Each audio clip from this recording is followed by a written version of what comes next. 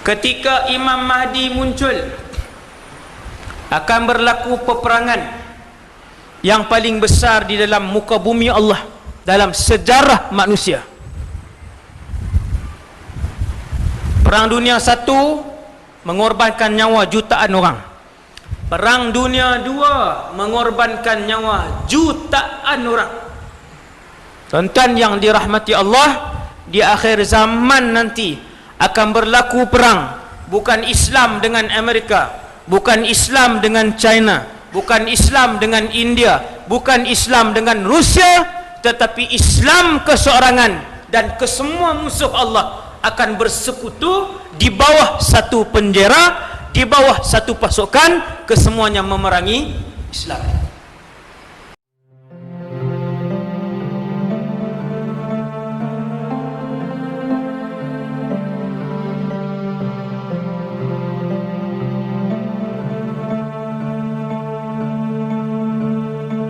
Assalamualaikum warahmatullahi wabarakatuh.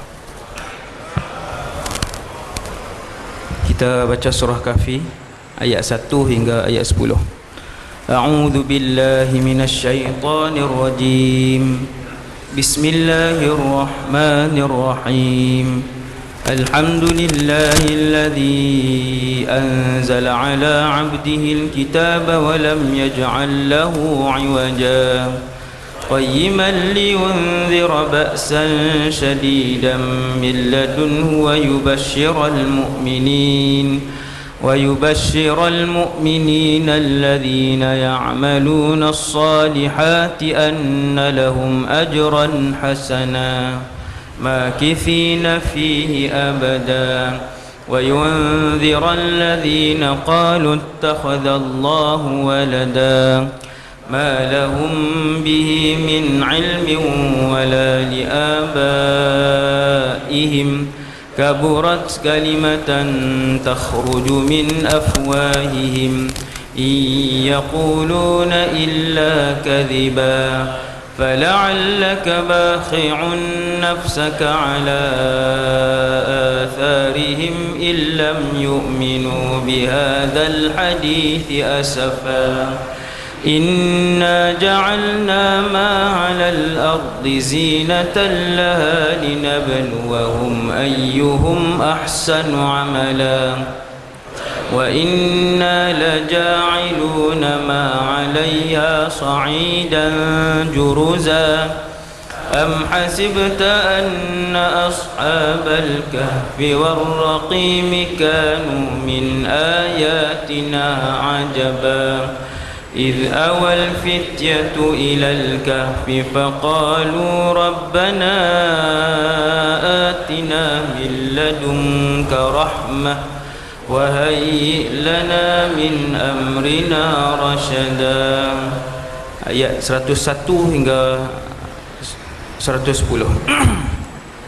أعوذ بالله من الشيطان الرجيم الذين كانت أعينهم في غطاء عن ذكري وكانوا لا يستطيعون سمعا أفحسب الذين كفروا أن يتخذوا عبادي من دوني أولياء إنا أعتدنا جهنم للكافرين نزلا قل هل ننبئكم بالأخسرين أعمالا الذين ضل سعيهم في الحياة الدنيا وهم يحسبون أنهم يحسنون صنعا أولئك الذين كفروا بآيات ربهم ولقائه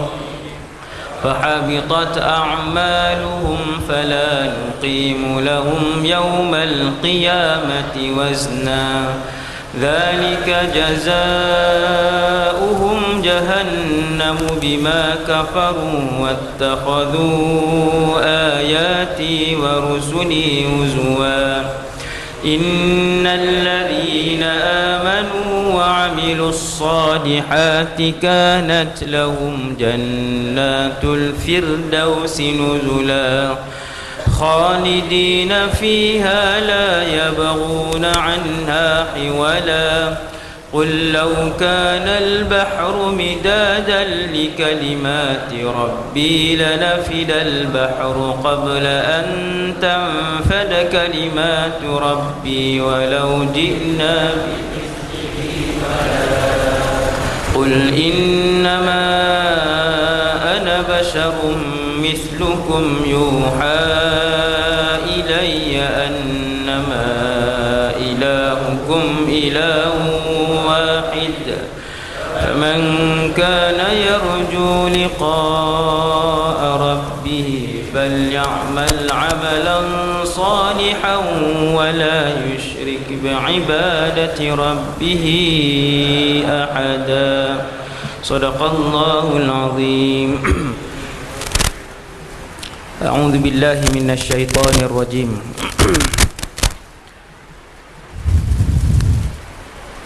بسم الله الرحمن الرحيم الحمد لله رب العالمين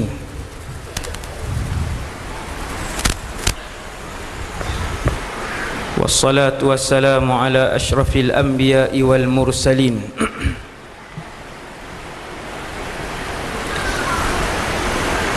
سيدنا وحبيبنا وشفيعنا وقرة أعيننا محمد بن عبد الله الأمين وعلى آله وأصحابه ومن تبعهم بإحسان إلى يوم الدين ولا حول ولا قوة إلا بالله العلي العظيم ولا حول ولا قوة إلا بالله العلي العظيم ولا حول ولا قوة إلا بالله العلي العظيم أما بعد Pertama sekali nawaitul i'tikaf fi hadzal masjid sunnatan lillahi ta'ala. Yang keduanya radina billahi rabba, kami semua redha Allah Tuhan kami. Wa bil islami dina, kami semua redha bahawa Islam cara hidup kami. Wa bi Muhammadin nabiyyan wa rasula, dan kami semua redha bahawa Muhammad sallallahu alaihi wasallam seorang nabi dan rasul. Syukur kepada Allah Subhanahu wa taala, sama-sama Allah memilih kita dan menggerakkan kita semua datang ke rumah Allah. Ni rumah Allah ni, rumah Allah. Maka yang datang ini tetamu Allah.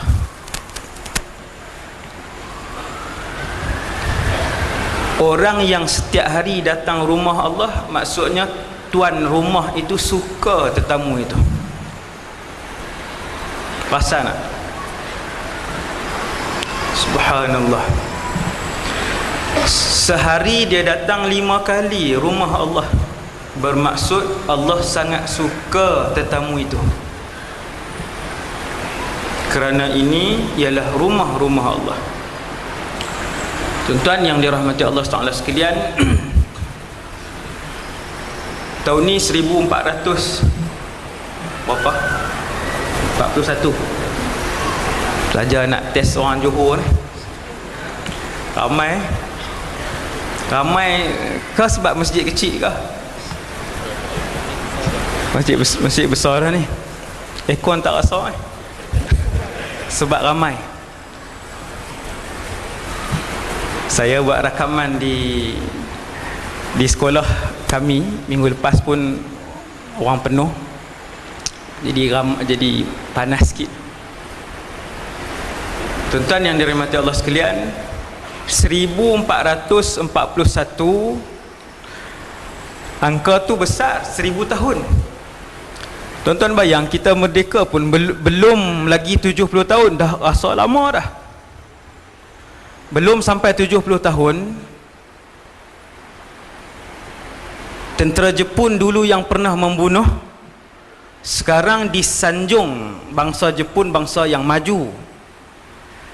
Macam kedatangan mereka satu masa dulu seperti tidak dirasakan, macam tak sedar pun dia orang datang, sebab dah lama.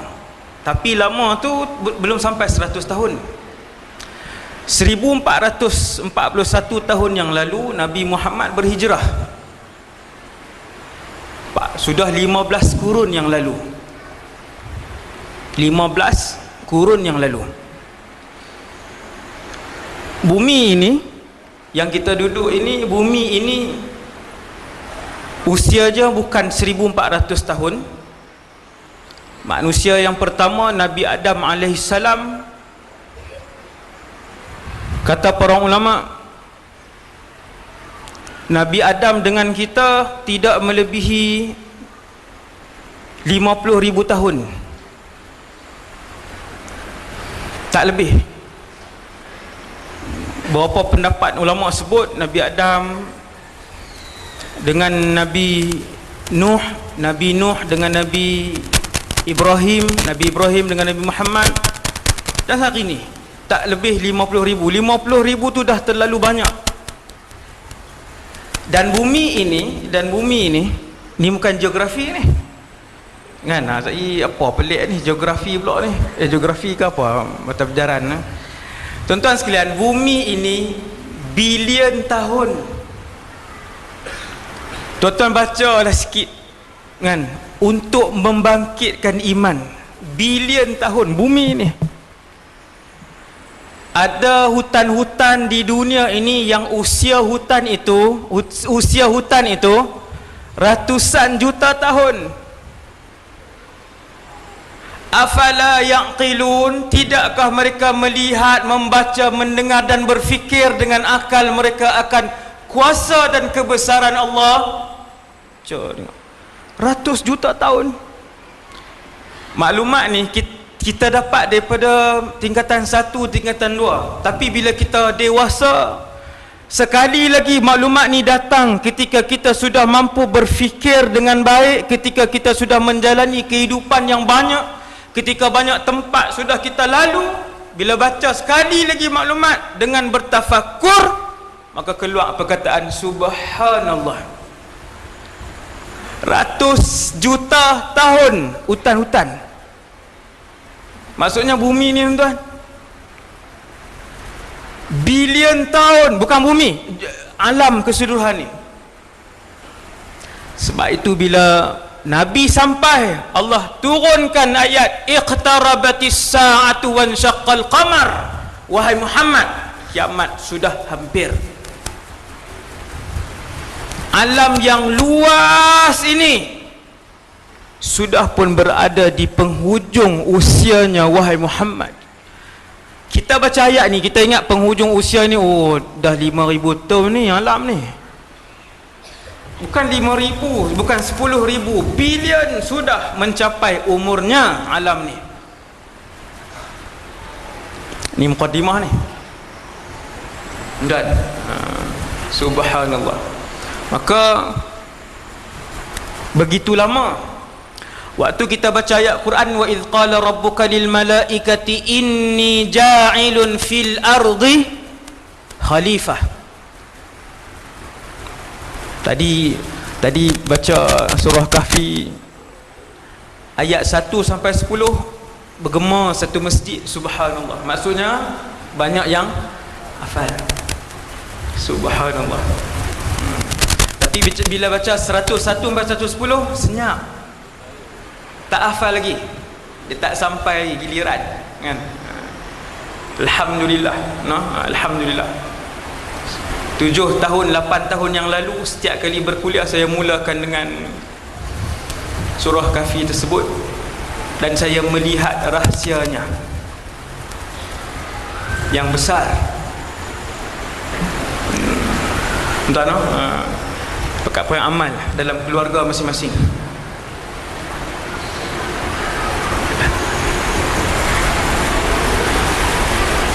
Allah ciptakan bumi dan alam bilion tahun yang lalu, sampailah ciptakan manusia yang pertama.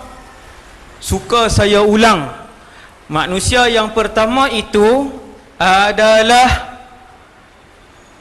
jenis makhluk yang paling akhir Allah wujudkan di dalam alam ini. Ujung dah. Bermaksud ketika Nabi Adam diciptakan, syurga sudah tersedia.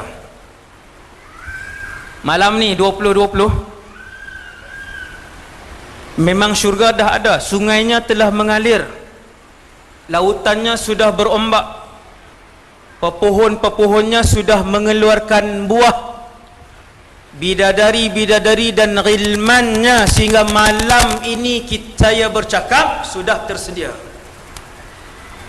Bukan malam ini diciptakan oleh Allah, sebelum Nabi Adam diciptakan sudah tersedia. Syurga, neraka sudah siap, sudah lama diciptakan, iblis sudah lama diciptakan, malaikah sudah lama diciptakan, arash sudah lama diciptakan, qalam sudah lama diciptakan, lautan, sungai yang ada di atas muka bumi ini, bukit, bulan, bintang sudah lama diciptakan. Jangan lupa tuan-tuan, binatang, lembu, kerbau itu pun sudah lama diciptakan oleh Allah, kemudian baru manusia. Lewatnya manusia. Ni baru kita faham, ni baru kita sedar ni. Lambatnya keturunan dan bangsa manusia. Saya nak beritahu daripada apa yang saya sebut ni, dekatnya zaman ini dengan kiamat.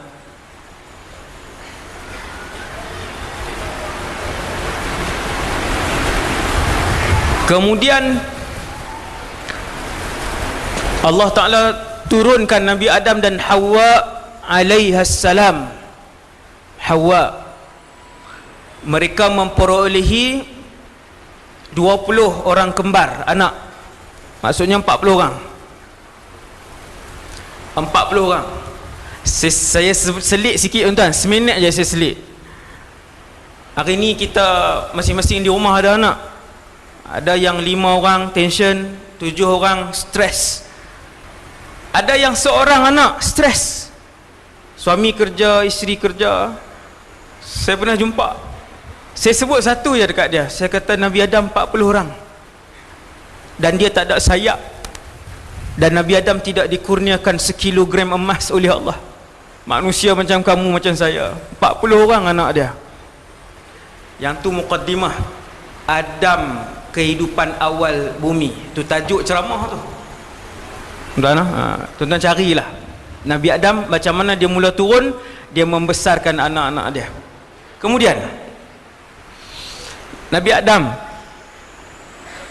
yang terakhir turun, membiak keturunan manusia berpecah, bersebar, bertebaran di atas muka bumi Allah,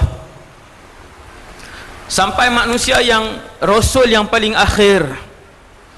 Semua sekali bilangan Nabi 124,000. Tuan-tuan, yang Allah sebut dalam Al-Quran 25, berapa peratus tu? Allahu Akbar. Bila saya sebut maklumat ni, hadis tu hadis Hasan. Nabi sebut bilangan para Nabi 124,000. Yang Allah sebut di dalam Al-Quran 25 nama. Berapa peratus? Saya pun tak nak kira pun. 1% ada tak? Tak sampai. Kesemua Nabi ini adalah berakhlak baik. Kesemua Nabi ini iman mereka tinggi dan sempurna. Kesemua Rasul ini, Nabi ini berwajah tampan. Kesemua Rasul, Nabi ini sifat. Tuan-tuan dengar maklumat ni, kita sekali pertama kita dengar maklumat ni, yang terlintas di hati saya ialah betapa saya teringin duduk kan 124,000 orang Nabi dalam syurga, kita pergi duduk di situ nanti. Semua Nabi, Allahu Akbar. Yang curi slipper orang tak ada, yang pinjam hutang orang tak bayar tak ada, yang upload video-video tipu tak ada, kesemuanya adalah Nabi. Berapa bilangan mereka? 124,000. Ni baru 1,000 orang. Ini baru 1,000 orang. Tuan-tuan bayang dalam masjid sekarang ni semua Nabi. Oh, perasan tak kira? Nabi apa? Subuh 6.45. Nabi apa? Quran pun tak sentuh hari ni. Kena ramai, kena ni ramai. Ramai. Nabi apa? Oh. Tuan-tuan bayang 1,000 ini semua Nabi. Allahu Akbar. Semua yang kita tengok muka mereka ingat Allah, semua yang mulut mereka bahagia. Bilangan Nabi 124,000. Berapa orang yang telah diutuskan? Kesemuanya telah diutuskan. Habis, sudah selesai. Kata Rasulullah, ana khatamun nabiyyin. Aku penutup segala nabi. Maksudnya sudah tidak ada nabi. La nabiyya ba'di, tidak ada nabi lagi selepas aku. Nabi yang terakhir. Kemudian Rasul yang terakhir itu sebagai presiden segala nabi dan rasul, dia pun telah wafat sallallahu alaihi wasallam. Telah pun wafat 80 tahun yang lalu, 130 tahun yang lalu bukan. Rasul itu telah wafat 1400 tahun lebih yang lalu. Poin dia tuan-tuan, saya nak beritahu dekatnya kita dengan penghujung usia alam ini. Mukadimah lagi ni. Masuk dah tu, masuk dah. Tuan-tuan duk tunggu yang tu lah tajuk dia. Kemudian Rasulullah pun sebut dengan begitu risau dan sedih. Kata Nabi sallallahu alaihi wasallam, semua rasul menceritakan tentang fitnah yang terbesar di dalam alam ini, dan aku juga akan menceritakan kepada kalian. Dan hanya sahaja Allah memberitahukan kepada aku sifat kepada fitnah terbesar alam itu yang tidak diberitahukan kepada nabi-nabi lain. Apa dia tuan-tuan fitnah terbesar alam itu? Iaitulah Dajjal. Fitnah yang terbesar semenjak diciptakan Nabi Adam sampai kiamat. Fitnah yang paling dahsyat, fitnah yang paling mencabar, fitnah yang paling besar ialah munculnya Dajjal dan hidup bersama dengan kalian. Soalan, Dajjal tu dah mati ke Ustaz? Apabila semua rasul memberikan amaran dan peringatan kepada umat mereka tentang bahayanya fitnah Dajjal dan besarnya fitnah Dajjal, termasuk Nabi Muhammad sallallahu alaihi wasallam, soalannya Dajjal tu dah mati ke belum? Jawapannya tuan-tuan yang dirahmati Allah, beliau masih hidup. Hasbunallah wa ni'mal wakil. Ni 2020 dah ni Ustaz, tengok tarikh elok-elok kan Ustaz, tengok tarikh elok-elok ni 2020, adakah beliau masih hidup? Fitnah terbesar, ancaman terbesar kepada bumi dan seluruh anak-anak Adam ini, ya, beliau masih hidup dan belum keluar.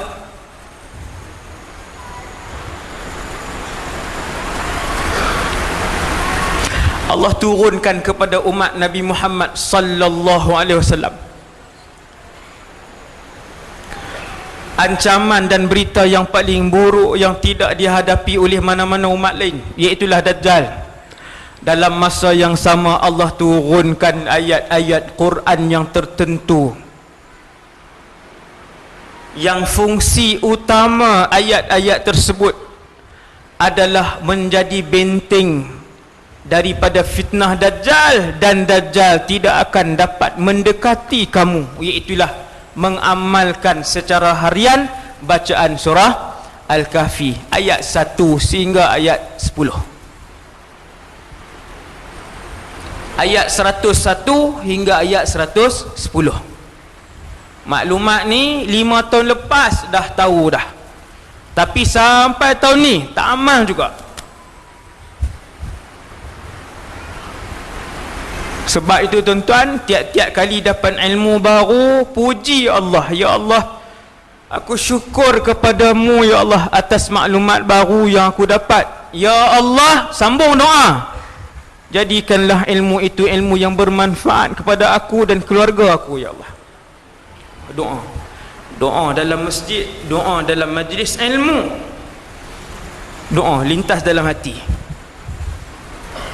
Ketika ilmu itu bermanfaat, maka orang itu akan dipermudahkan oleh Allah untuk mengamalkan ilmu itu. Sebab tu Nabi ajak doa, Allahumma inna nas'aluka ilman nafi'ah. Pandai sambung tak tu? Tu yang geram tu. Hadis pun hafal, Quran pun hafal. Maksudnya ni kaki kuliah lah ni. Memang kaki kuliah. Cuma tak kaki amal je. 4 tahun dah dengar ni. Perisai untuk umat Nabi Muhammad kepada fitnah yang paling besar semenjak Allah menciptakan Nabi Adam sampai kiamat. Baca surah Kahfi ayat 1 hingga ayat 10. Ayat 101 hingga ayat 110. Dengan keluarga, ajak anak-anak baca. Kemudian tuan-tuan, Allah Subhanahu Wa Taala ciptakan alam, para rasul yang ditugaskan rasul untuk memberitahu kepada manusia apa yang Allah nak daripada kalian. Tuan-tuan, kita nak tahu apa yang pencipta dan pemilik alam ni nak daripada siapa? Daripada mulut para rasul yang merupakan manusia macam saya dan macam tuan-tuan. Mereka berjalan, mereka makan, mereka tidur, mereka bangun, mereka berlari, mereka sedih, mereka gembira, mereka berkahwin, mereka punya anak, berperasaan macam manusia, sama. Hanya saja kelainan mereka diberikan hidayah, mereka diberikan wahyu oleh Allah. Dapat wahyu, kemudian bimbing kita, bagi tahu kepada manusia, Allah nak kalian solat 5 waktu sehari, Allah nak kalian tutup aurat, Allah haramkan riba dan zina kepada kalian, Allah haramkan C, D dan E. Nabi-nabi beritahu. Ni Nabi dah tak ada. Setelah ketiadaan para Nabi dan Rasul, al-ulama warasatul anbiya, para ulama lah yang meneruskan tanggungjawab dan tugas para Nabi dan Rasul, menerangkan kepada ummah. Oleh itu, jangan tinggalkan para ulama. Ikut para ulama. Tiap-tiap negeri ada mufti, ikut. Hak kumpulan-kumpulan lain yang banyak-banyak ni bukan saya kata semua sesat. Maksudnya sekarang ni macam-macam. Yang ni takwil macam ni, yang ni bergaduh dengan kumpulan ni, yang ni Islam, yang ni pun Islam, yang ni kumpulan tarikat ni, yang ni kumpulan tarikat ni kumpulan jemaah. Politik Islam ni, politik Islam banyak sangat.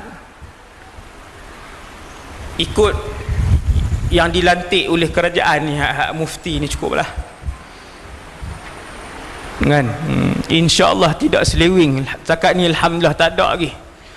Tak ada lagi mufti sesat teruk, tak ada lagi. Tak ada lagi mufti di Malaysia keluarkan fatwa kita semayang tahun ni insya-Allah Johor saja 4 waktu sehari. Seronok. Pakat pindah mai duduk Johor. Tak ada, alhamdulillah tak ada lagi mufti kita yang sesat, yang kita ada para ulama, ikut para ulama kita. Mereka yang akan terangkan kepada kita tuntutan Allah Subhanahu Wa Taala, menggantikan para nabi dan rasul. Kemudian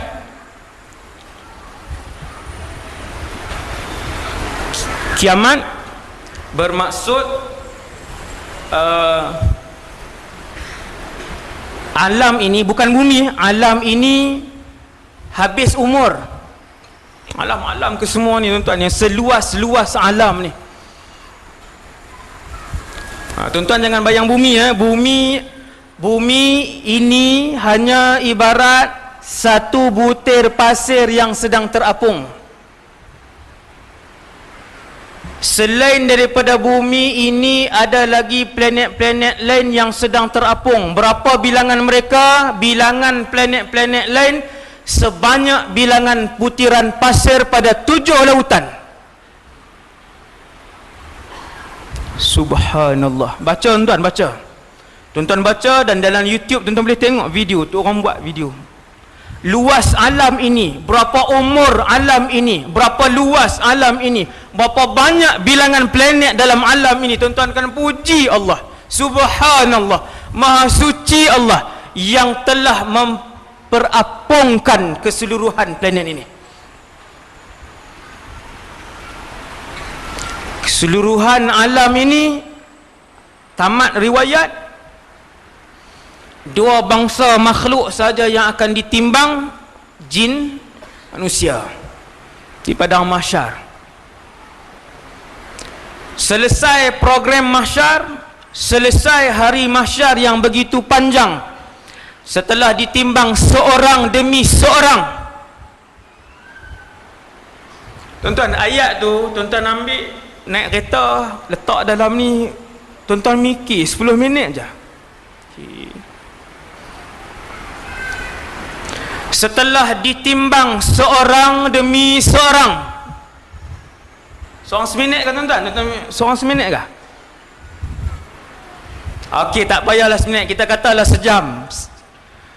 Contoh paling teruk lah tu, setiap orang ditimbang 1 jam. Lebih lah, tapi kita kata sejam. Hari ni 2020 ada 7 bilion manusia, 7 bilion jam diperlukan. Berdiri lah. Berdirilah 7 bilion jam berdiri di mahsyar. Berdirilah. Sebab tu tuan-tuan, ilmu yang kita dengar ni memerlukan kepada akal untuk berfikir. Fikir kan, duduk renung, subhanallah. Menimbulkan keinsafan, membangkitkan keimanan, kegerunan dalam jiwa kita. Dalam jiwa kita. Habis mahsyar, selesai mahsyar, sirat. Alam sirat yang lebih kurang panjang seperti alam mahsyar. Ni saya sebut kat tuan-tuan, ni dia punya kronologi dia ni. Kemudian kita akan ke alam sirat, titi. Daripada tanah lapang mahsyar naik titi, di hujung ialah depan syurga, halaman syurga. Bawah adalah neraka Jahannam. Innaha tarmi bisyararin kal qasr. Allah Ta'ala sebut dalam Quran, sesungguhnya ketika itu neraka Jahannam menembakkan apinya, setiap percikannya itu sebesar istana, bahkan kata Rasulullah kadangkala sebesar sebuah negeri. Percik entah, bukan api lagi, baru percikan. Innaha tarmi bisyararin kal qasri. Subhanallah. 50 tahun kau ustaz titian sirat. Wallahu a'lam. Tetapi satu hadis yang menyebutkan bahawa seseorang yang melintasi titian sirat, sedang berada di atas titian sirat melintas, dan tiba-tiba dia mencium bau wangi syurga, kerana pintu syurga telah pun lama dibuka setelah Nabi Muhammad masuk ke dalam syurga ataupun berdiri di depan pintu syurga. Bila buka pintu syurga, Nabi manusia pertama sampai, Nabi ketuk, malaikat pun tanya, siapa? Muhammad. Jawab malaikat, Allah Subhanahu Wa Ta'ala mengarahkan aku bahawasanya pintu ini hanya dibuka untuk orang yang pertama mengetuknya, iaitulah Muhammad sallallahu alaihi wasallam. Tuan-tuan, Nabi sebut ada orang lintas titik sirat, dia pembau syurga. maka ketahuilah, kata Nabi, sesungguhnya jarak di antara orang itu berdiri di atas titian sirat ketika dia keciuman wangian syurga, jarak daripada situ ialah 500 tahun perjalanan.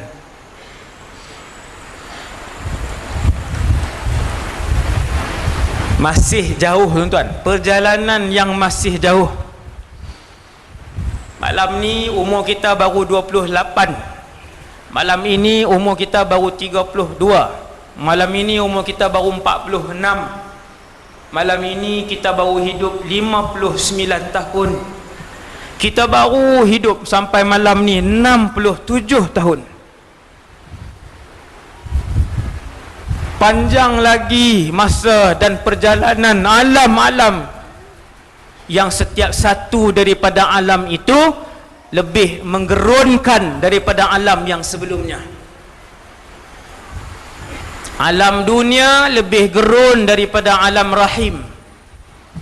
Alam barzakh lebih gerun dan lebih susah daripada alam dunia.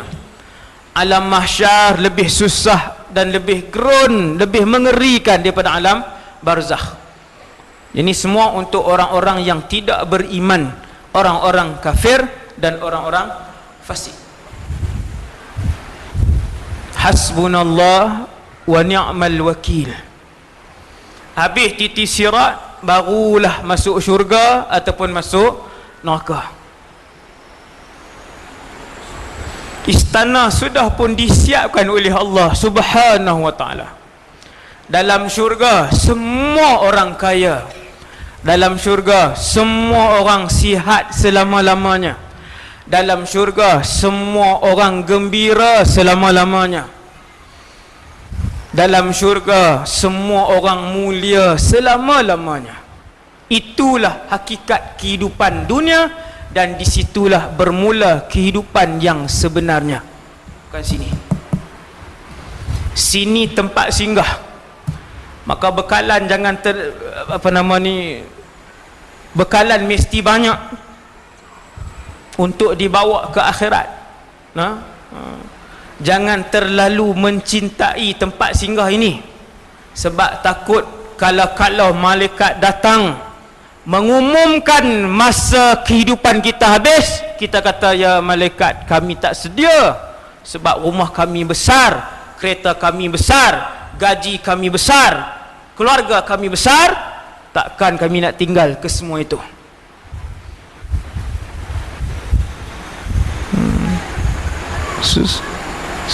Hasbunallah wa ni'mal wakil. Kemudian balik kepada keadaan kita semua di bumi ni. Sekarang ni di bumi, malam ni kita semua di muka bumi Allah. Satu hari bintang, bulan, langit, sungai, laut, bukit bukau, gunung ganang, Malaysia, Eropah, Afrika, semua ini tidak akan dilihat selama-lamanya. Tuan-tuan takkan boleh tengok dah masjid ni nanti, takkan tengok. Tuan-tuan takkan tengok dah, sebab akan berlaku kiamat. Tuan-tuan bayang akan berlaku kiamat. Semua ni tuan-tuan takkan lihat. Kita akan berpindah ke negara baru. Ada dua buah negara sahaja. Nama negara yang pertama syurga, Darussalam, Jannah. Dan nama negara yang kedua, wal'iyadzubillah, iaitulah An-Nar, neraka. Wal'iyadzubillah.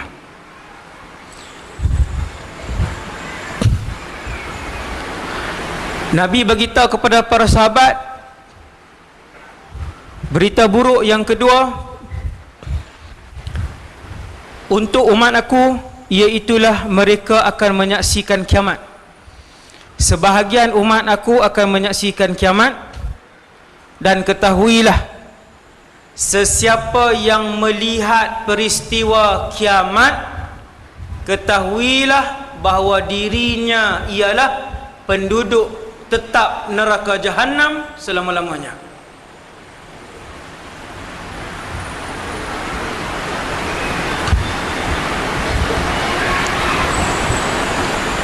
Melihat berlakunya kewafatan alam ini, suasana kewafatan alam ini membuatkan ibu yang mengandung melahirkan anak tanpa dia sedar. Tengok alam ni. Maka Nabi pun beritahu kepada para sahabat, umat ini sebahagian mereka akan menyaksikan suasana itu.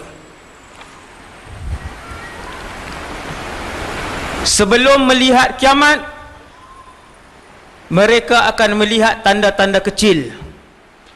Selepas habis tanda-tanda kecil, berakhirnya tanda-tanda kecil, contoh pagi berakhir tanda-tanda kecil, hari yang sama mereka akan melihat keluarnya tanda-tanda besar.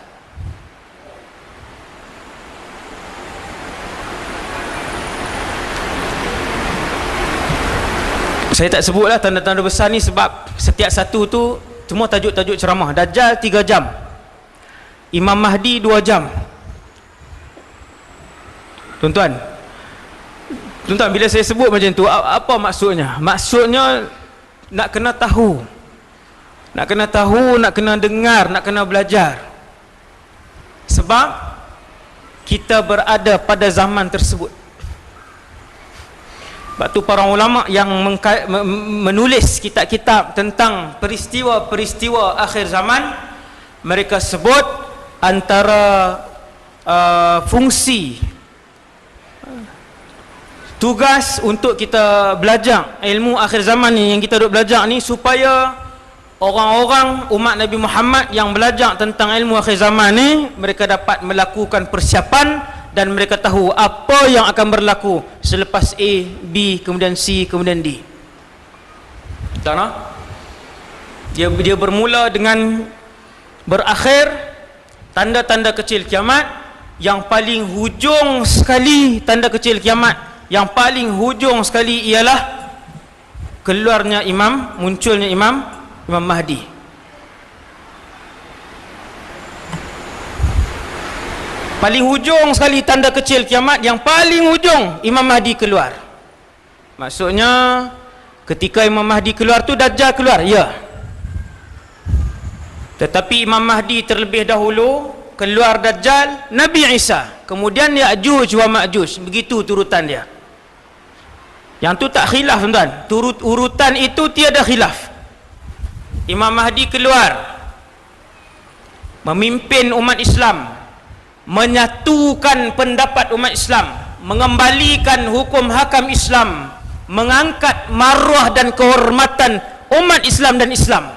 Imam Mahdi ketika itu ibu negara dan pusat pemerintahan Islam adalah di Baitul Maqdis. Ketika Baitul Maqdis dijadikan pusat pemerintahan umat Islam, sibuk, masyhur, gemilang, bermaruah. Waktu tu, ketika itulah berlakunya sunyi bumi Madinah Al-Munawwarah. Madinah lah ni tuan-tuan pergi, ratusan ribu orang setiap hari. Akan sampai sedikit masa lagi, bumi Madinah termasuk Masjid An-Nabawi akan kesunyian. Bukan dihina Masjid Nabawi, tidak, tetapi sibuknya umat Islam ketika itu dengan peperangan dan pentadbiran, memerintah dunia. Maka antara tujuan lain mempelajari ilmu akhir zaman ialah umat Islam akan optimis bahwasanya satu hari nanti Islam akan memerintah muka bumi Allah. Optimis, masih punya harapan.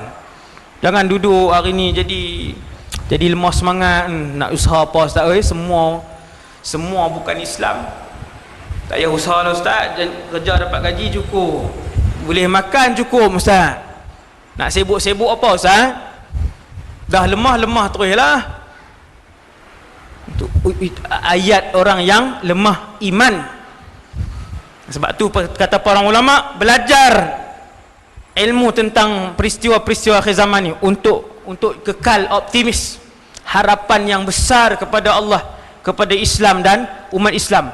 Tuan-tuan, benda tu mesti akan berlaku kerana dia adalah sabda Nabi sallallahu alaihi wasallam, wa ma yantiqu anil hawa, Nabi tak pernah bercakap daripada hawa nafsu, in huwa illa wahyun yuha. Setiap yang Nabi bagi tahu, kesemuanya akan berlaku, dan banyak yang telah berlaku.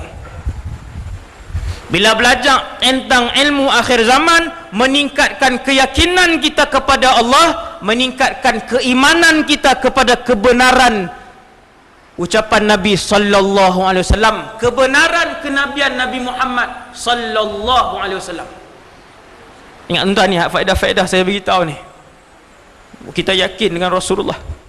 Ini Nabi beritahu Imam Mahdi berperang, kemudian akan keluar Dajjal, kemudian Nabi Isa, tu semua tajuk-tajuk ceramah tu. Saya tak sebut tuan-tuan, bukan malam ni lah kan, bukan malam ni punya cerita lah.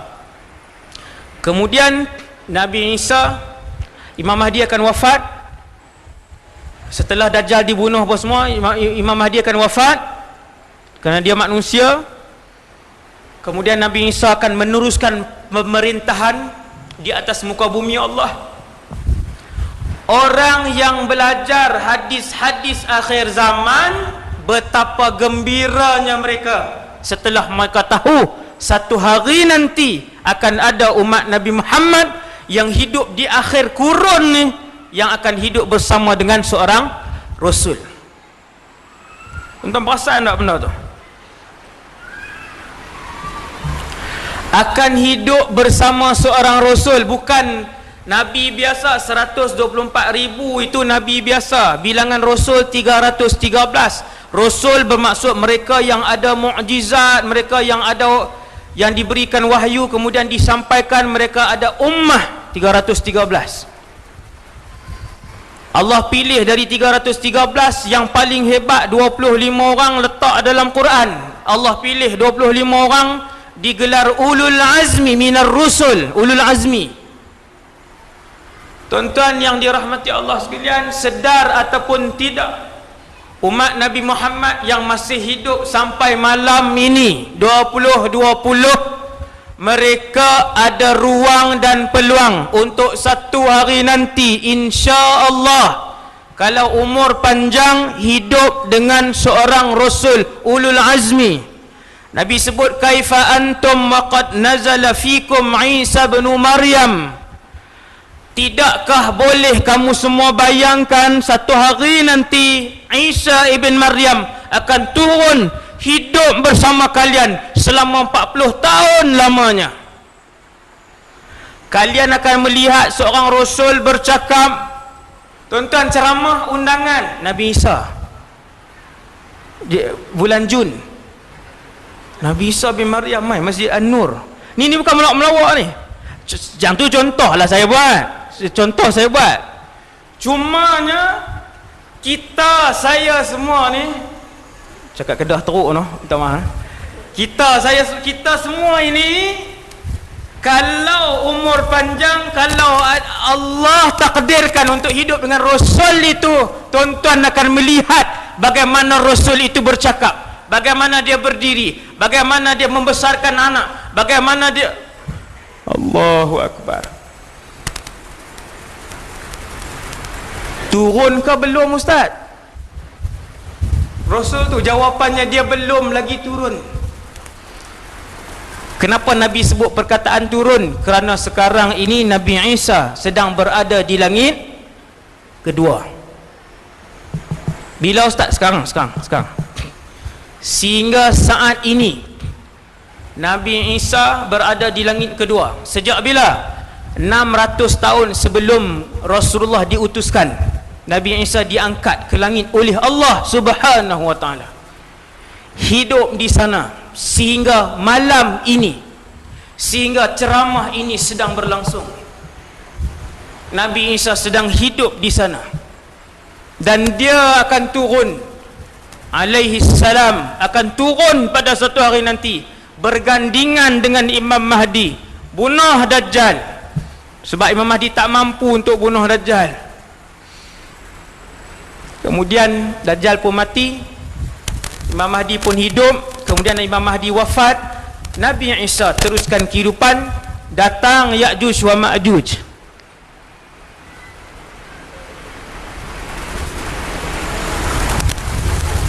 Ya'juj wa Ma'juj tak panjang, cerita dia 1.5 jam aja. Cerita Ya'juj wa Ma'juj. Mereka manusia, mereka akan dibangkitkan oleh Allah di mahsyar kelak, dan mereka juga punya buku amalan, catatan. Mereka akan keluar, sifat mereka ganas, hati mereka keras, perbuatan mereka ganas dan zalim. Mereka membunuh dan membakar manusia.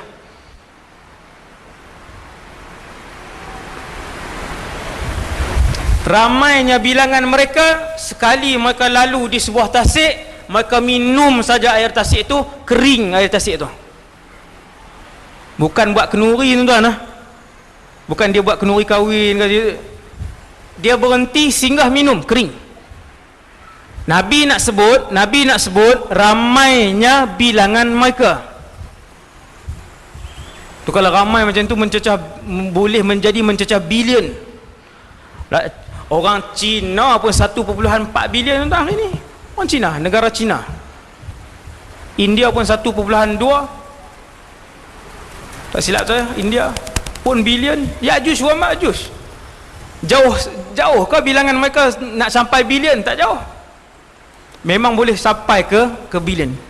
Tuan yang dirahmati Allah sekalian, kemudian mati ke semua Ya'juj wa Ma'juj, datang tanda-tanda kiamat yang seterusnya, gempa bumi 1, gempa bumi 2, gempa bumi 3, keluar binatang berkaki 4 yang bercakap, matahari terbit daripada sebelah barat, angin sejuk daripada Yaman yang mematikan semua manusia yang ada iman walaupun sebesar biji sawi, sebesar zarrah. Besar zarrah. Zarrah ni tak boleh dilihat dengan mata kasar, kecil. Mereka yang mempunyai iman sebesar zarrah akan mati dengan angin tersebut, kemudian keluar api. Itulah tanda yang terakhir, kemudian kiamat. Itu kronologi yang kedua ke ketiga saya tak tahu, perjalanan alam ini.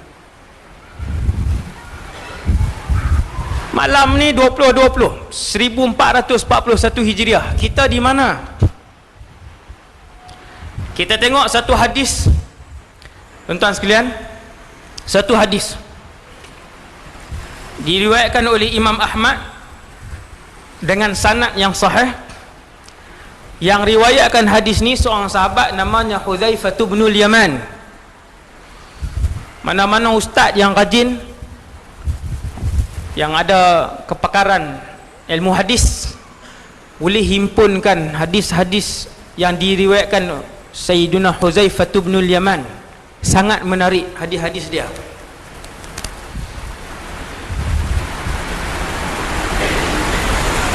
Ada sahabat berbincang, siapa yang pernah mendengar Nabi sebut tentang pentadbiran, tentang khilafah, tentang kepimpinan alam ini? Kata Sayyiduna Hudzaifah, saya. Nabi sebutkan bahawa bumi ini sejak zaman Rasulullah, bukan daripada zaman Nabi Adam, bumi ini akan melalui 5 fasa. Tuan-tuan tengok hadis Nabi. Fasa yang pertama, takunun nubuwatu fikum ma sya'allahu an takun. Kata Rasulullah. Ini Hudzaifah ibn Yaman dia cerita. Sayyiduna Hudzaifah ibn Yaman adalah sahabat yang paling banyak meriwayatkan tentang rahsia akhir zaman. Antaranya hadis ni. Tuan-tuan, ada puluhan hadis, semuanya pelik-pelik dan seronoklah untuk kita baca. Kita baca kat tuan-tuan satu malam ni daripada puluh-puluh tu. Takunun nubuwatu fikum, kata Rasulullah sallallahu alaihi wasallam, ketika menceritakan fasa-fasa pemerintahan sampai kiamat, ada 5. Yang pertamanya, kalian akan diperintah dalam fasa nubuwah selama yang dikehendaki oleh Allah. Ni saya terjemah terus. Kemudian Allah akan mengangkat fasa nubuwah itu dan berakhir. Kemudian akan berganti dengan fasa khilafah rasyidah. Khilafah rasyidah ni khulafah rasyidun. Masya Allahu an takun, selama mana yang Allah kehendaki untuk berlangsung. Kemudian khilafah rasyidah itu akan berakhir. Summa takunu khilafah, summa yakunu mulkan 'addan. Ketiga, akan jadi pemerintahan dinasti, monarki. Yang waris tu apa dia? Monarki yang waris ke anak ke apa semua tu. Monarki. Summa yakunu mulkan 'addan. Nabi sebut, ni Nabi sebut. Kemudian kalian akan melihat pemerintahan akan berlaku, umat Islam akan dipimpin oleh seorang khalifah. Sebelum dia mati, dia akan berikan kepada anak dia, kemudian kepada anak dia, kemudian kepada anak saudara dia, kemudian macam itulah dengan keluarga. Summa yakunu mulkan jabriyah, akan berakhir. Fasa itu akan berakhir. Kalian akan melihat umat Islam akan diperintah dengan pemerintahan jabriyah yang zalim. Yang keempat, berapa ratus tahun? Wallahu a'lam. Yang ni Nabi tak sebut berapa ratus tahun. Thumma takunu khilafah ala minhajin nubuwah. Kemudian pemerintahan Islam akan kembali seperti mana fasa kenabian. Yang nombor 5. Kemudian kiamat. Yang keenam, kiamat. Di mana kita? Tuan-tuan, peta pemerintahan yang disebutkan oleh Rasulullah sallallahu alaihi wasallam 1400 tahun yang lalu. Yang satu sudah berakhir. Khilafah an-nubuwah, pemerintahan kenabian. Nabi perintah 10 tahun di Madinah, menjadi Rasul di Mekah 13 tahun. Habis. Kemudian Nabi kata kemudian kalian akan diperintah oleh pemerintahan khulafa ar-rasyidun. Berapa tahun? 30 tahun. Selesai. Nabi kata kemudian selepas itu kalian akan diperintah oleh satu pemerintah yang mana bila dia nak meninggal, dia akan serahkan kepada ahli keluarganya. Tuan-tuan tahu siapa? Orang pertama yang jadi pemerintah umat Islam selepas kewafatan Sayyidina Ali, namanya Muawiyah ibn Abi Sufyan radhiyallahu anhu. Sayyidina Muawiyah jadi presiden umat Islam. Tuan-tuan tahu apa yang berlaku? Sebelum kewafatan Sayyidina Muawiyah, dia mewariskan pemerintahan dia kepada anak dia, Yazid bin Muawiyah. Subhanallah. Nabi sebut sebelum Nabi wafat, kalian akan melihat pemerintahan umat Islam ketika itu ala mulkan 'addan. Mereka mewarisi satu. Kerajaan itu dinamakan kerajaan Umayyah, kerajaan dinasti Umayyah. Presiden dia yang pertama Muawiyah bin Abi Sufyan. Kemudian runtuh kerajaan Umayyah, naik kerajaan Islam yang kedua namanya Abbasiyah. Pusat pemerintahan dia di Iraq. Pemerintahan dia sama, bila meninggal diserahkan kepada keluarga. Kemudian runtuh pemerintahan Abbasiyah setelah berlangsung selama lebih kurang 700 tahun, lebih kurang 600-700 tahun. Tuan-tuan, lama tuan. 600-700 tahun runtuh kerajaan Abbasiyah, naik kerajaan Islam Uthmaniyah. Macam mana pemerintahan Uthmaniyah? Dipilih secara syura ke ahli keluarga? Ahli keluarga. Nabi sebut mulkan 'addan. Juga selama 500-600 tahun kerajaan Uthmaniyah. Kemudian jatuh kerajaan Uthmaniyah, kerajaan-kerajaan Islam tidak lagi diperintah secara sultan bagi kepada anak sebagainya. Kerajaan-kerajaan Islam di dunia naik secara Perdana Menteri dan Presiden. Nabi sebut mulkan jabriyah. Waktu itu kerajaan dipimpin, orang Islam dipimpin dengan kerajaan yang zalim ketika itu. Rasulullah sebut tuan, bukan saya, bukan pendapat ulama, bukan saya, Nabi yang sebut fasa itu. Tuan-tuan boleh tengok di dalam fasa apakah kita tersebut. Nabi pun sebut, kemudian selepas runtuh kerajaan Jabriyah ini, kerajaan diktator ini, selepas dia runtuh, takunu khilafah ala minhajin nubuwah, pemerintahan umat Islam akan kembali seperti manhaj kenabian. Zaman siapa tuan-tuan? Zaman Imam Mahdi, zaman Nabi Isa alaihi salatu wassalam. Zaman Nabi Isa alaihi salatu wassalam. Maka kita di situ. Ni saya bawa ni, bukan mukadimah ni. Ni kita dah berjalan lah, lagi 10 minit saya akan berhenti. Insya-Allah. Tuan yang dirahmati Allah SWT sekalian, perjalanan kita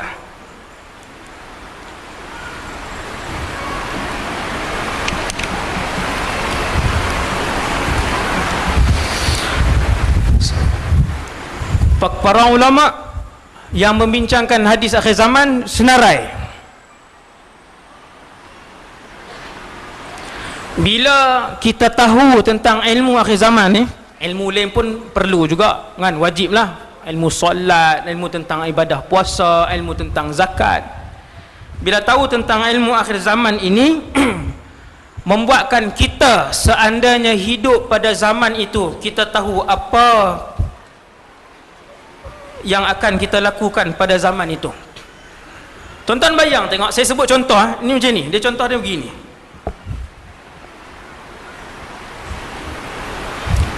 Mereka yang tak ada ilmu akhir zaman, bila muncul Imam Mahdi, siapa Imam Mahdi? Imam Mahdi yang Nabi sebut, seandainya ketika mana kalian mendengar beliau keluar, beliau sudah dibai'ah di Makkah, di antara Hajar Aswad dan Maqam Ibrahim di depan Kaabah. Nabi kata, pergilah berbai'ah walaupun terpaksa merangkak di atas salji. Tuan-tuan, merangkak, kita Malaysia tuan-tuan, kalau merangkak bila nak sampai? Nabi sebut, Nabi kata, ketika kalian mendengar Muhammad ibn Abdullah, nama dia Al-Mahdi, dibai'ah, pergilah walaupun merangkak di atas salji. Siapa Imam Mahdi? Ada berapa kali sepanjang sejarah Kaabah daripada zaman Nabi Muhammad, ada lebih daripada 5 orang yang mengaku di depan Kaabah dia Imam Mahdi. Mana pergi 5 orang tu? Mati dah. Tak betul lah maksudnya. Kalau tak ada maklumat tentang ilmu akhir zaman, yang keseluruhan perbahasan ilmu akhir zaman mencecah 40-50 jam, tuan-tuan nak hidup dan nak tahu macam mana itu adalah Imam Mahdi, tak tahu macam mana. Sebab tu bila Imam Mahdi muncul dalam lipatan sejarah 1400 tahun, melebihi puluhan orang, pengikut mereka puluhan ribu orang, bahkan ada yang mencecah jutaan orang. Imam Mahdi dah mati dah pun, Imam Mahdi palsu tu. Sebab tidak ada ilmu, maka kata para ulama, ilmu itu penting, mesti kena ada ilmu, mesti tuntun ilmu. Nombor 2, contoh saya beritahu. Tuan-tuan tengok, nombor 2, Dajjal. Apabila Dajjal keluar, bukan nak kenal Dajjal ni, nak kenal Dajjal tu satu tajuk lah. Apabila Dajjal keluar, beliau akan berpusing menjelajah seluruh bumi, bukan alam bumi, selama 40 hari. Hari yang pertama panjangnya setahun. Mudah faham, 365 hari darab 24. Hari pertama Dajjal keluar, mengumumkan dirinya Tuhan sekalian alam. Panjang hari itu bukan lagi 24 jam, Tuan-tuan, kalau orang tak pernah dengar maklumat ni, macam mana dia nak hidup waktu tu? Nabi dah sebut panjang hari pertama setahun. Maka sahabat tanya, ya Rasulullah, hari pertama yang panjangnya setahun itu apakah cukup untuk kami solat 5 waktu? Nabi kata, la takfi, tidak cukup. Baliqduru lahu qadrah, kalian mesti buat anggaran. Selepas 4 jam solat zuhur, selepas solat zuhur 4 jam solat asar, selepas solat asar 3 jam solat maghrib. Kena buat anggaran gitu. Itu fiqh pada zaman Dajjal. Tuan-tuan, kalau tak pernah seumur hidup mendengar benda ni, macam mana untuk mempraktikkan hukum pada zaman tersebut? Besar, tuan-tuan. Dia punya kesan dia cukup besar pada zaman tu. Kemudian yang ketiga, contoh saya buat ni saya ambil ni contoh 3 minit sikit je. Tuan-tuan kena carilah, cari sendiri, dalami. Contoh yang ketiga yang suka saya sebut, orang yang selalu ikut ceramah saya, dia boring malam ni kan. Saya duk ulang benda yang sama siapa suruh AJK bagi tajuk tu kan? Tuan-tuan nak marah AJK. Saya tengok tajuk persiapan umat akhir zaman, saya kata tajuk tu juga tak apalah tuan-tuan. Bagi tajuk lain banyak lagi.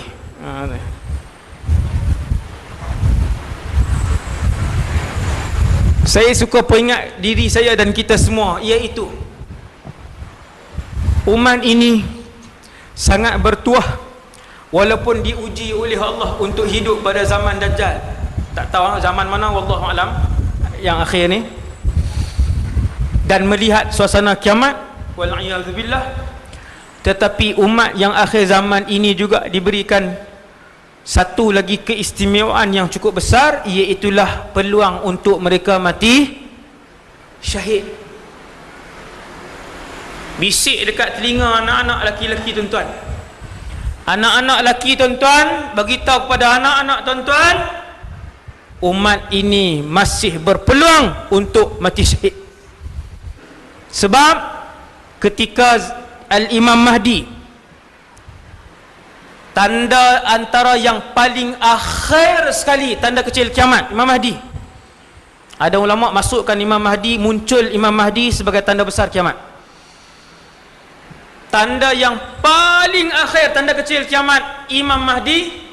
Sebelum Imam Mahdi, tuan-tuan, sebelum saya terlupa nak cakap bab syahid lagi, sebelum saya terlupa, sebelum Imam Mahdi, surutnya sungai Furat sehingga terbentuknya sebuah gunung emas. Emas, tuan-tuan, emas. Tuan-tuan, seketul ni berapa emas dah? Seketul ni. Ini betul ni, seketul ni, kalau seketul ni hampir 1/2 juta kalau seketul ni. Tuan-tuan tak pernah beli kot. Bukan saya cakap saya pernah beli, tuan-tuan. Saya macam mana? Saya kata saya pergi jumpa di Sungai Furat pula, bukan? Bukan boleh ni sangat ni kan. Saya buat naik status, Ustaz Wadi jumpa emas Sungai Furat. Up status lah. Tuan-tuan, yang ni jongkong emas kalau besar ini hampir 1/2 juta. Segunung. Paling dekat dengan kemunculan Imam Mahdi apabila sungai itu surut. Okey, dah cukup. Yang tu je saya nak cerita. Dan Nabi pesan pada saya dan kita semua, apabila kita mendengar berita sungai itu surut dan bukit emas ataupun gunung emas itu kelihatan, janganlah kalian menghampirinya, kerana setiap 100 orang yang sampai di situ, 99 akan mati terbunuh, kerana setiap orang menginginkan orang yang datang itu untuk dibunuh. Yang pergi itu memang, tuan-tuan, bukan jumpa emas sebesar meja ni, tuan. Bukit lah, kita tak payah sebut gunung, sebukit emas. Berapa nilai, tuan-tuan? berapa ratus bilion nilai dia. Maka orang yang pergi semua yang pergi ke situ, kata Rasulullah, berazam untuk membunuh orang lain, dan 99 orang mati. Kemudian syahid. Subhanallah, subhanallah, ketika Imam Mahdi muncul, akan berlaku peperangan yang paling besar di dalam muka bumi Allah dalam sejarah manusia. Perang Dunia I mengorbankan nyawa jutaan orang. Perang Dunia II mengorbankan nyawa jutaan orang. Tuan-tuan yang dirahmati Allah, di akhir zaman nanti akan berlaku perang. Bukan Islam dengan Amerika, bukan Islam dengan China, bukan Islam dengan India, bukan Islam dengan Rusia, tetapi Islam keseorangan dan kesemua musuh Allah akan bersekutu di bawah satu penjara, di bawah satu pasukan, kesemuanya memerangi Islam. Waktu itu tuan-tuan, kalau kita nak pergi berperang hanya berbekalkan semangat, tak ada iman, tak ada ilmu, melihat jumlah tentera musuh sahaja, kita dah boleh balik dah. Baru tengok tak dan bunyi gendang perang ni tuan-tuan. Dia ada gendang perang. Gendang perang belum dimulakan, baru melihat jumlah musuh. Tentera yang pi tak ada iman, tak ada ilmu ni patah balik. Belum satu panah pun dilepaskan. Tuan-tuan sekalian, yang tu trailer kepada cerita Imam Mahdi. Saya sebut trailer macam tu lah, tuan-tuan carilah. Dan menariknya, perang itu akan berlaku di, cuba jawab orang ramai. Perang itu akan berlaku di, tak ada. Perang itu akan berlaku, Nabi sebut nama tempat, di Syria. Tapi Nabi tak sebut Syria, Nabi sebut A'maq ataupun Dabiq dalam hadis yang diriwayatkan oleh Imam Muslim. Perang terbesar sejarah kemanusiaan. Besar tuan-tuan perang tu. Dan di dalam peperangan itulah umat Nabi Muhammad, kita yang ada pada malam ni, dan siapa-siapa umat Nabi Muhammad yang hidup selepas ini, mereka boleh dan ada peluang untuk mati syahid. Mati syahid bermaksud tinggalkan pekerjaan yang ada. Malam ni tuan-tuan bayang, tuan-tuan bayang, tinggalkan pekerjaan yang ada. Mati syahid bermaksud tinggalkan isteri yang ada di rumah sekarang ni. Semua bayang. Mati syahid bermaksud perlu tinggalkan bumi Malaysia dan tinggalkan anak-anak untuk berperang mati syahid. Mati syahid bermaksud kena tinggalkan KWSP yang sudah 76,000 tu. Mati syahid bermaksud kena tinggalkan 3 biji kereta yang ada di rumah hari ni, malam ni. Mati syahid bermaksud kena tinggalkan rumah yang kita dah bayar 18 tahun, yang rumah tu berharga hari ni nilai dia RM470,000. Itu maksud untuk mendapatkan mati syahid. Sanggup kau tinggal? Allahu Akbar, Allahu Akbar. Tuan-tuan, syahid tuan-tuan, syahid. Sehingga malam ini saya bercakap, tuan-tuan dengar ni, yang ni ending untuk syahid ni. Sehingga malam ini saya bercakap, ceramah malam ini, semua orang yang mati syahid telah pun berada di dalam syurga, di dalam perut burung-burung yang berwarna hijau, bawa roh-roh syuhada ke mana sahaja mereka nak pergi dalam syurga Allah Subhanahu wa ta'ala. Hanya mati syahid.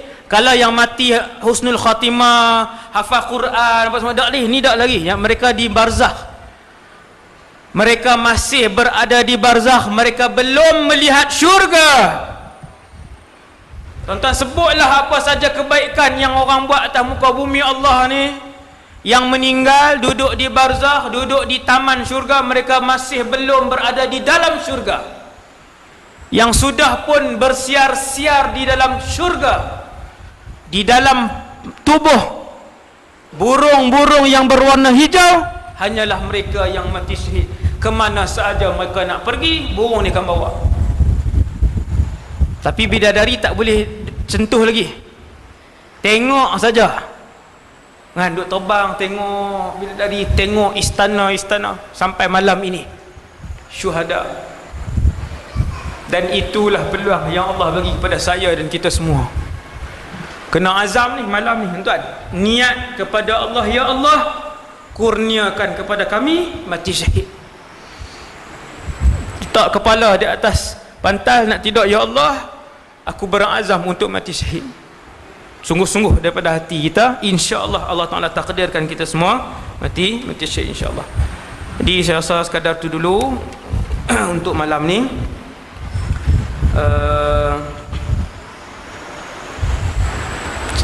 Perkongsian kita, semoga apa yang saya sampaikan pada malam ini bermanfaat untuk kita semua, menjadi ilmu yang bermanfaat, ilmu yang berguna untuk kita amalkan dalam kehidupan seharian kita, yang baik daripada Allah Subhanahu Wa Taala, yang lemah dan kurang daripada diri saya sendiri.